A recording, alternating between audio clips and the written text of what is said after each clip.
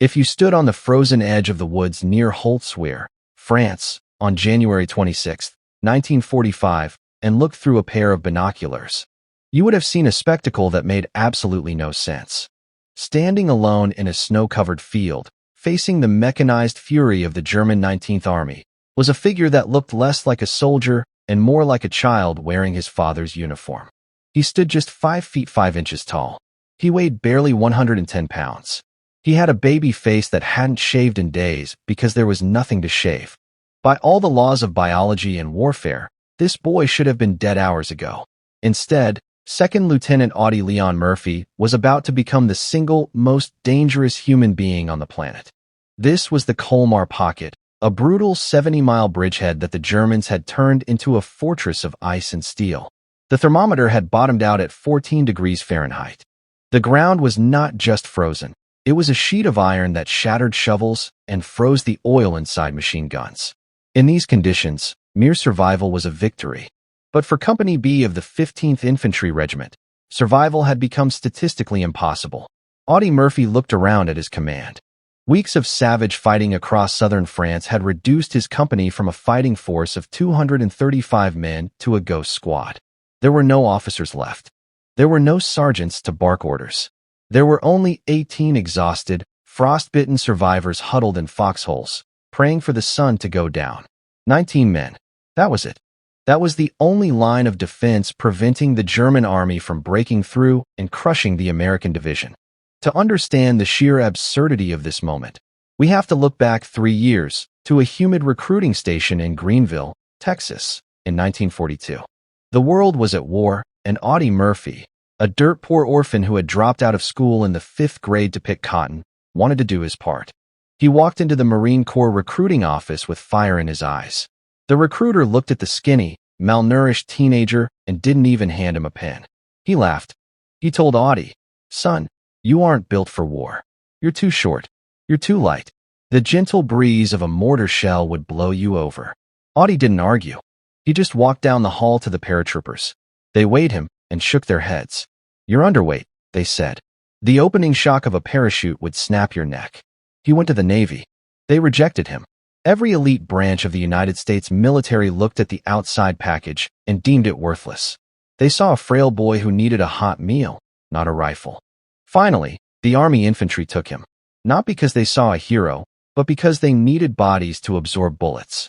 During basic training at Camp Wolters, the humiliation continued. His pack weighed almost half as much as he did. On long marches, he would stagger and black out from exhaustion.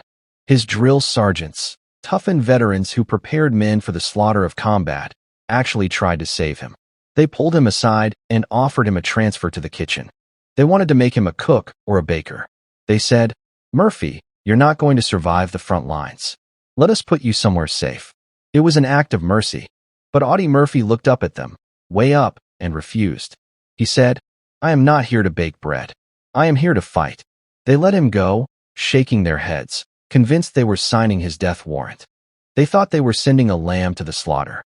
They had no idea they were sending a lion. Now, back in the frozen hell of Holtzwihr, that lamb was the only officer left. The time was 1400 hours. The silence of the afternoon was shattered by a sound that freezes the blood of every infantryman. The mechanical squeal of tank tracks grinding on ice. Audie grabbed his field glasses. Emerging from the tree line, 600 yards away, came the counterattack they had all feared. It wasn't a patrol. It was an extermination force. 6 German Jagdpanther tank destroyers moved in a wedge formation. These were 39-ton beasts armed with the terrifying 88mm cannon, a gun capable of knocking out a battleship turret, let alone a human.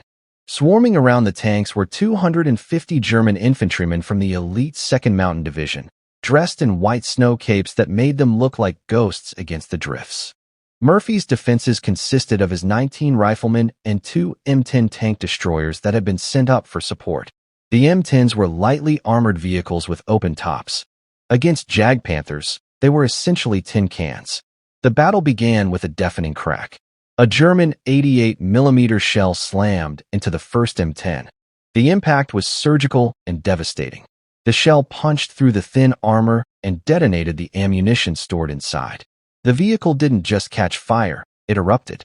A geyser of flame shot 50 feet into the air, turning the snow around it to steam. The crew scrambled out, their uniforms smoking, and fled into the woods. The second M10 tried to maneuver on the icy road but slid into a ditch. Its gun was pointing uselessly at the sky. The crew, realizing they were sitting ducks for the German gunners, bailed out and ran for their lives. The American line had disintegrated in less than 2 minutes. Now, there was nothing between the German assault and the 19 shivering men in their foxholes. The German infantry began to advance, firing their MP-40 submachine guns.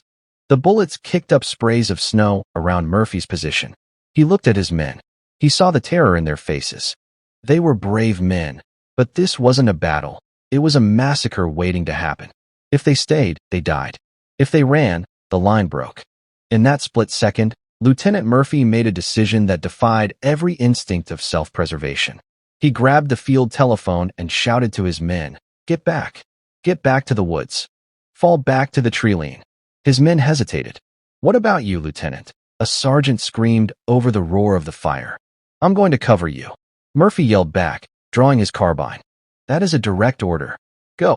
As his men scrambled out of their holes and retreated into the dense forest, Audie Murphy did not follow them. Instead, he stood up. He was alone. The German tanks were 400 yards away and closing. But Murphy wasn't looking at the Germans. He was staring at the burning wreckage of the first M10 tank destroyer. The vehicle was a roaring inferno. The fuel tanks were ruptured. The ammunition inside was cooking off, popping like firecrackers. It was a ticking time bomb that could explode with enough force to level the entire field. But mounted on the turret ring, untouched by the flames, was a .50 caliber Browning machine gun. And next to it, a full box of ammunition. Audie Murphy threw down his telephone. He looked at the approaching army. He looked at the burning death trap. And then, the little man from Texas started running. He didn't run away. He ran straight into the fire. The clock ticked past 1400 hours. The sun was high but offered no warmth over the frozen fields of Holtzwihr. Inside the foxholes of Company B, the waiting was over. The ground began to vibrate with a rhythmic, mechanical thumping that shook the snow from the branches of the pine trees. It was the sound of heavy steel crushing frozen earth. Second Lieutenant Audie Murphy raised his binoculars, his breath forming clouds of steam in the 14-degree air. What he saw emerging from the white mist was not just an enemy patrol. It was a mechanized death sentence. 6 German Jagdpanthers were advancing in a tactical wedge formation. To the uninitiated, they looked like tanks, but technically they were tank destroyers, turretless beasts built on the chassis of the Panther tank. They were low-profile, fast, and heavily armored with sloped steel that could deflect Allied shells like hail on a tin roof. But their true terror lay in their main gun, the 88mm PaK-43. This was a high-velocity cannon capable of putting a shell through the front of an American Sherman tank from 2,000 yards away. Flanking these steel monsters were 250 infantrymen from the German 2nd Mountain Division. They moved with professional discipline, dressed in snow camouflage capes that rendered them nearly invisible against the winter landscape. They were hunting, and Company B was the prey. Murphy glanced at his own heavy support. It was pitiful.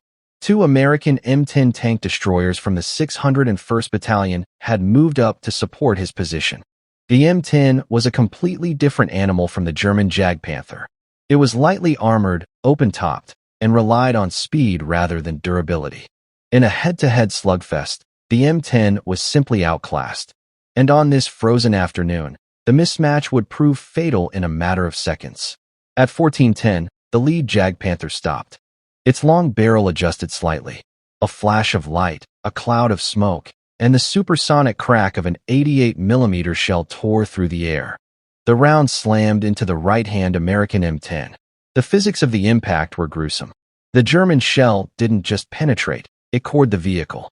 It struck the ammunition storage racks located in the sponsons.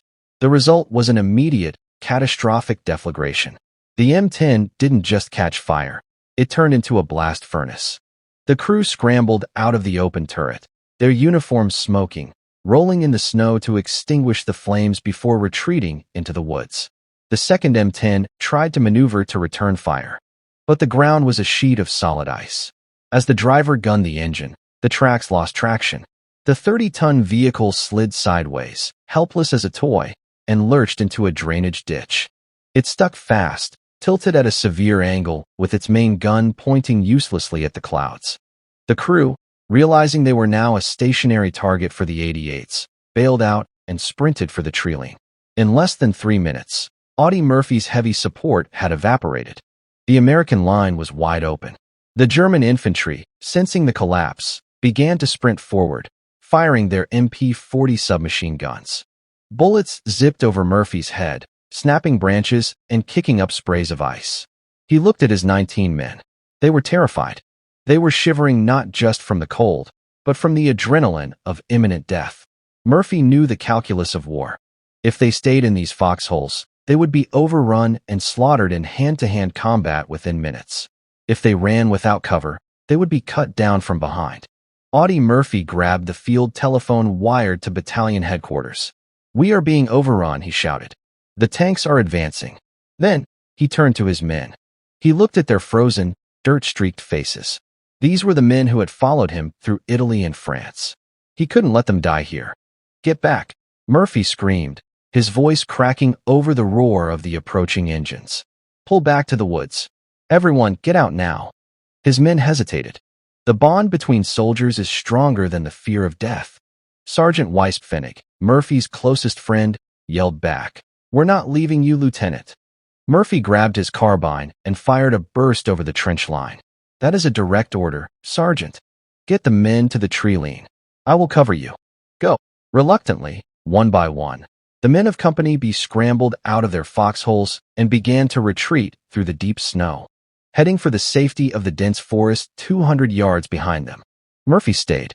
He continued to call in artillery coordinates on the field phone, trying to drop shells on the advancing Germans to slow them down.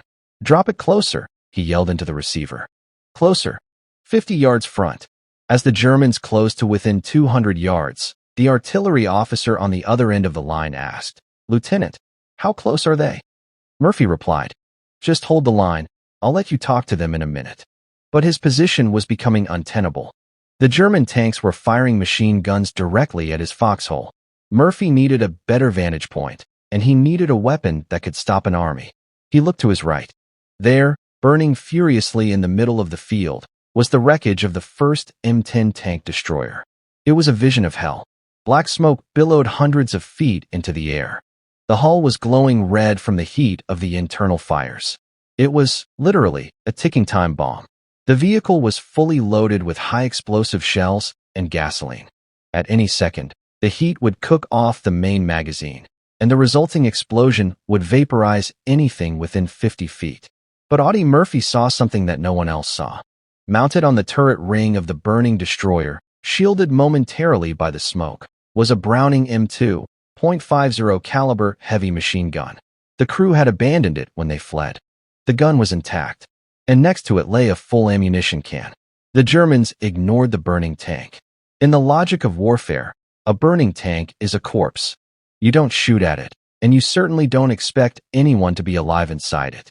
It was a blind spot, a deadly, burning blind spot. Murphy dropped the field telephone. He checked his carbine. It was almost empty. He looked at the retreating backs of his men, making sure they were safe. Then, he looked at the burning tank. He took a breath of the freezing air, filling his lungs one last time. And then, he ran. He sprinted across the open ground, bullets kicking up snow around his boots. He reached the hull of the M10. The heat was intense, searing his skin even through the winter layers. The metal was too hot to touch with bare hands. Using his gloves, he hauled himself up the side of the burning steel beast. He climbed past the open hatch, where flames were licking out like tongues. He dragged himself onto the rear deck and then up to the turret. He grabbed the handles of the 50 caliber machine gun. It was cold steel against his palms, a stark contrast to the fire raging inches below his feet. He checked the feed tray. The belt was seated. He racked the charging handle. The heavy bolts slammed home with a metallic clank. Below him, the German infantry continued to advance, confident that the Americans had fled. They were walking upright, exposing themselves, unaware that the burning wreck in front of them was now manned by the most decorated soldier in American history. Audie Murphy leveled the barrel. He wasn't just a soldier anymore. He was the vengeful spirit of the 15th Infantry. He squeezed the butterfly trigger. The 50 caliber roared to life, spitting death at 500 rounds per minute. The Battle of Holtzwihr had truly begun. The first burst from the .50 caliber machine gun shattered the winter silence like a thunderclap. Standing on the burning deck of the M10 tank destroyer, surrounded by flames and black smoke, Audie Murphy had transformed. He was no longer the skinny kid from Texas. He was the operator of the most lethal infantry weapon in the American arsenal. The Browning M2, affectionately known as Ma Deuce, is not a rifle. It is a heavy machine gun designed to destroy aircraft and light vehicles. It fires a bullet that is half an inch in diameter and 4 inches long. When this projectile hits a human body, it does not just wound, it obliterates. It tears through winter coats, helmets, and frozen trees as if they were paper. Murphy swung the heavy barrel toward the advancing German infantry. They were less than 200 yards away, moving confidently through the snow, expecting to mop up a retreating American squad. They had no idea what was waiting for them. Murphy clamped down on the butterfly trigger. The gun bucked violently in his hands, spitting brass casings onto the burning metal deck. Thump, thump, thump, thump. The rhythm was slow, heavy, and terrifying. Downrange, the effect was immediate. The lead squad of German soldiers simply disintegrated. The heavy rounds cut through their ranks, turning the white snow red in seconds. The survivors dove for cover in the drainage ditches, confused and panicked. They couldn't understand where the fire was coming from. This is where the physics of the battlefield played a crucial role. The M10 tank destroyer was burning furiously. The smoke was thick, black, and oily, billowing upwards and creating a dense curtain around the vehicle. To the Germans, the tank looked like a ruined, exploding wreck. They could not see Murphy. He was shrouded in the smoke, a phantom silhouette amidst the flames. But from Murphy's perspective, looking out through the breaks in the smoke, the Germans were perfectly outlined against the stark white snow. It was a one-way mirror of death. He could see them, but they could not see him. Realizing they were pinned down, the German infantry called for their tanks. The 6 Jag Panthers revved their engines and began to rotate their hulls. They were hunting for the source of the machine gun fire. Murphy knew that his 50 caliber bullets would bounce harmlessly off the thick frontal armor of the tanks.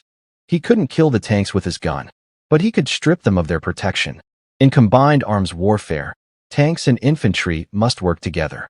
Tanks provide heavy fire, and infantry protects the tanks from close-range threats. Murphy's strategy was brilliant in its desperation. Separate the infantry from the tanks. He focused his fire solely on the soldiers. Every time a German head popped up, Murphy sent a burst of lead flying inches above the snow. The German infantry was paralyzed. This left the tanks blind and vulnerable. Without their infantry eyes, the tank commanders buttoned up their hatches, peering through narrow vision slits, unsure of where to aim their massive 88mm cannons. But the machine gun was only half of Murphy's weapon. In his left hand, clutching it tightly even as he fired the gun with his right, was the field telephone connected to battalion headquarters. He was not just a shooter. He was a conductor of an orchestra of destruction. "Battalion, this is Murphy," he screamed into the receiver. "I need artillery. Coordinates: X-ray 428. Danger close." On the other end of the line, the artillery officers were stunned.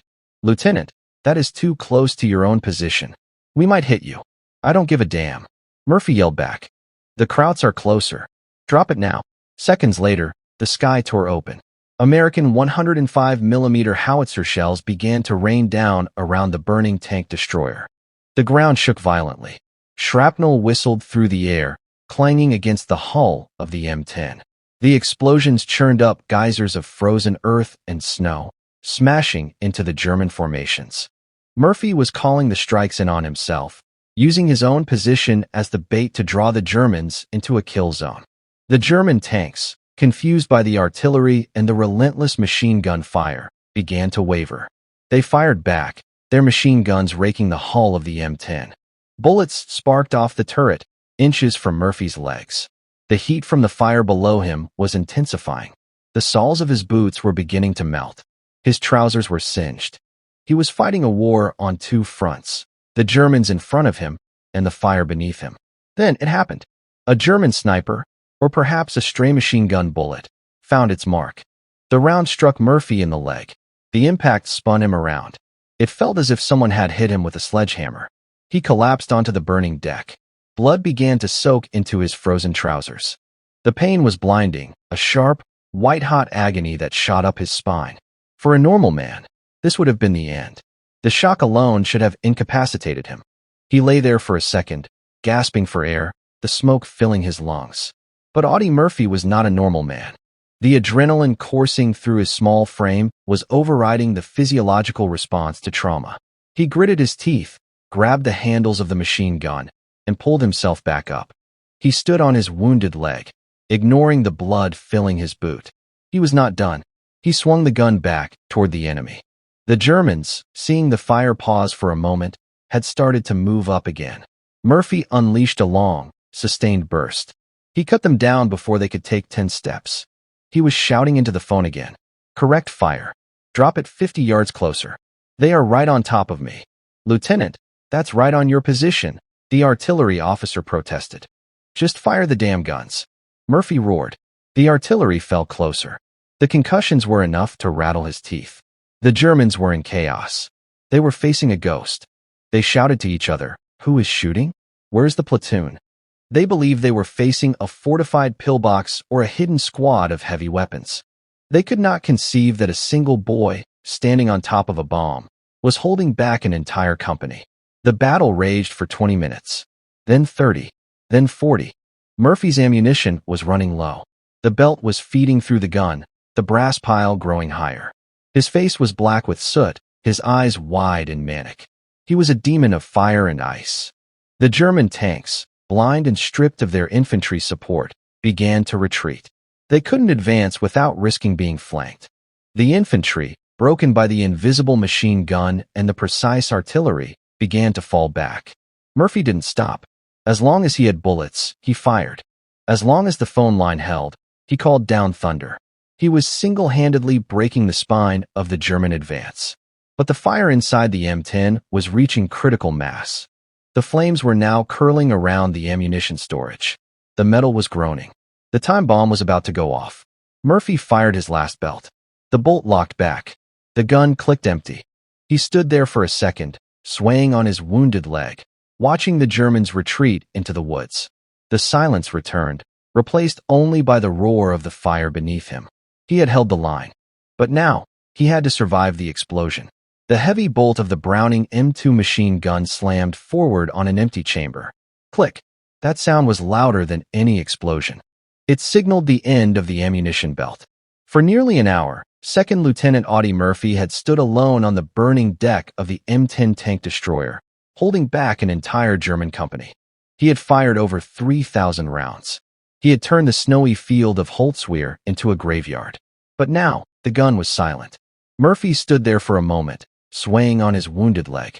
The adrenaline that had sustained him was beginning to fade, replaced by the crushing weight of exhaustion and the searing pain of his injuries.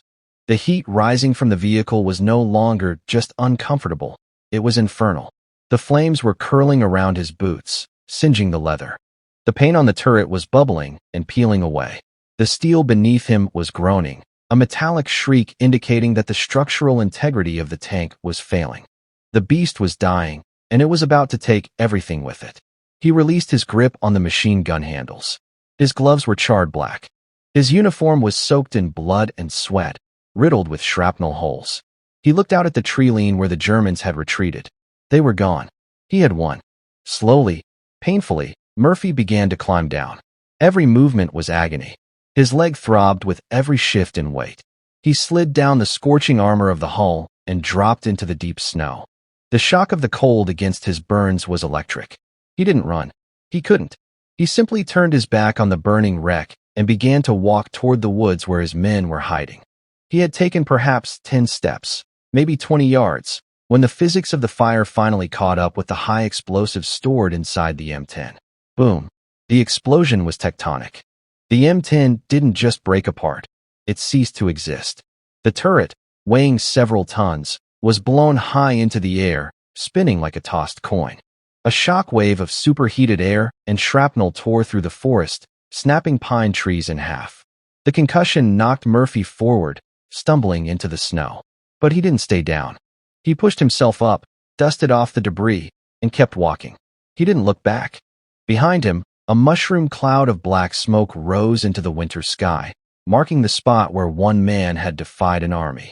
When he reached the tree-line, his 19 men were waiting. They looked at him as if they were seeing a ghost. Their lieutenant, the little man from Texas, was covered in soot, blood, and oil. His eyebrows were singed off. He was bleeding from the leg, but his eyes were burning with a terrifying intensity. A medic rushed forward to treat his leg wound. "Lieutenant, we need to get you to the aid station," the medic said, reaching for a bandage. Murphy shoved the medic's hand away. "Not yet," he growled. He looked at his men. They were still shaken, but seeing their commander alive, seeing what he had just done, ignited a fire in them. Fear turned into fury. "We are going back," Murphy said. His voice was calm, deadly. "The Krauts are disorganized. We are going to take that ground back." It was insanity. He was wounded. They were outnumbered. But nobody argued. If Audie Murphy said they were going back, they were going back. Murphy refused to be evacuated. Limping heavily, using his carbine as a crutch, he led his 19 men out of the woods and back onto the frozen field.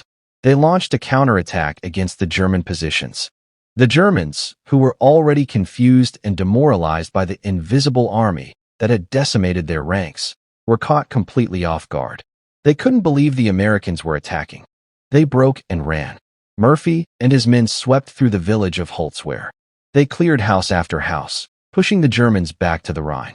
Murphy, despite his bleeding leg, refused to stop until the objective was secure.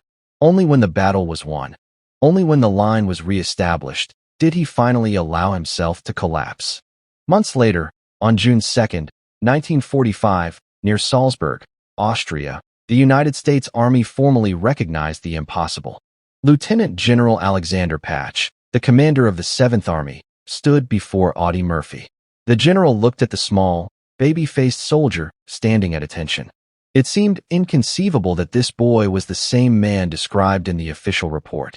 General Patch placed the Medal of Honor around Murphy's neck. It is the highest military decoration the United States can bestow, reserved for those who distinguish themselves conspicuously by gallantry and intrepidity at the risk of his life above and beyond the call of duty.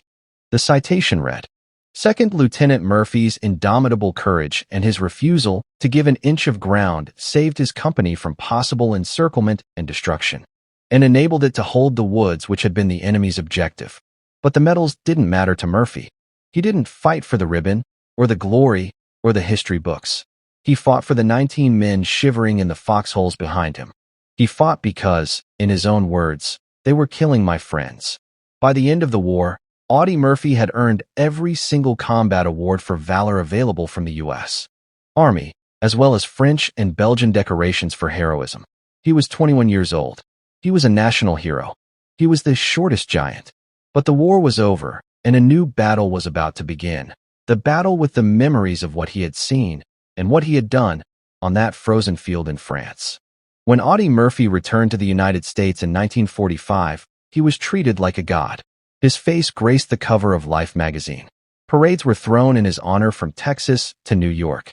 He was barely 21 years old, yet his chest was heavy with 33 awards and decorations, including the Medal of Honor, 3 French medals, and 1 Belgian medal. He had killed over 240 enemy soldiers. He had wounded or captured many more. The little man, who had been rejected by the Marines and the Navy, was now the most decorated combat soldier in American history. But when the parades ended and the cheering crowds went home, the silence returned. And in that silence, the war came back. In 1945, the medical community called it battle fatigue or shell shock. Today, we know it as post-traumatic stress disorder, or PTSD. Audie Murphy brought the war home with him, locked inside his mind. For years, he could not sleep without a loaded German Walther pistol under his pillow. The nightmares were relentless. He would wake up screaming in the middle of the night, drenched in sweat, reliving the moments where he saw his friends die. He saw the face of Laddie Tipton, his best friend who was killed by a fake German surrender. He saw the burning tank destroyer. He saw the eyes of the men he had killed. To cope with the demons, he turned to sleeping pills, becoming addicted to the sedative Placidol. He locked himself in motel rooms for a week at a time to break the addiction cold turkey, fighting a battle as intense as anything he faced in Colmar. He was a hero to the world, but a tortured soul in private. Yet, in typical Murphy fashion, he didn't hide it. He became one of the first public figures to speak openly about the mental toll of war, breaking the stigma for thousands of other veterans who were suffering in silence. He fought for better medical care for returning soldiers, arguing that the government had a duty to heal the minds of the men it had sent to war. In a twist of fate that only Hollywood could script, the boy from Texas was discovered by the legendary actor James Cagney. Murphy moved to California and began an acting career. He starred in 44 films, mostly westerns. But his most famous role was in 1955, in the movie titled To Hell and Back. It was a biopic based on his own autobiography. In a rare and surreal event in cinematic history, Audie Murphy played himself. He wore his old uniform. He reenacted his own trauma. He climbed onto a replica of a burning tank destroyer and fired a machine gun at actors dressed as the Germans who had tried to kill him 10 years earlier. Critics wondered how he could do it, how he could relive the worst moments of his life for a camera crew. Murphy simply said he wanted to tell the story of his friends, the ones who didn't come back. The movie was a massive success, holding the record as Universal Studios' highest-grossing film for 20 years until the release of Jaws. Despite the fame, the money, and the accolades, Murphy remained humble. He gave away most of his medals to family members or locked them away in a vault. He often said that medals were just pieces of metal and ribbon. He felt he didn't deserve them. He famously said, "The real heroes are the ones who are still buried over there." He never considered himself superior to the men he led. He was just the one who got lucky. On May 28, 1971, the final chapter of Audie Murphy's life was written. He was a passenger on a private Aero Commander 680, flying through thick fog and rain near Roanoke, Virginia. The pilot, inexperienced in instrument flying, lost his bearings in the poor visibility. The plane crashed into the side of Brush Mountain at a speed of over 170 miles per hour. Everyone on board was killed instantly. Audie Murphy was 45 years old. The news of his death shocked the nation. The man who had survived malaria, snipers, ambushes, tank attacks, and artillery barrages, the man who was supposed to be unkillable, had died in a peacetime accident. It seemed like a cruel joke. He was buried with full military honors at Arlington National Cemetery on June 7, 1971. His gravesite is located across the street from the amphitheater. It is the second most visited grave in the entire cemetery, surpassed only by that of President John F. Kennedy. The walkway to his grave had to be paved with stone because the grass was constantly worn away by the footsteps of thousands of visitors, veterans, historians, and ordinary Americans coming to pay their respects to the shortest giant. So, what is the legacy of Audie Leon Murphy? Is it the 33 medals? Is it the movies? Is it the number of enemy soldiers he defeated? No. The true legacy of Audie Murphy is the spirit of the underdog. He proved that courage is not measured by height, weight, or muscle. It is measured by the refusal to quit. He proved that a sharecropper's son could lead men through the fires of hell and bring them home. He proved that you can be broken by war and still find the strength to fight for others. In the end, he was not a war lover. He was a man who hated war with every fiber of his being because he knew exactly what it cost. He fought not because he wanted to kill, but because he wanted to protect.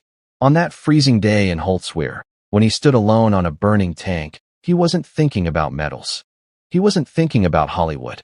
He was thinking about his 19 shivering friends in the woods behind him.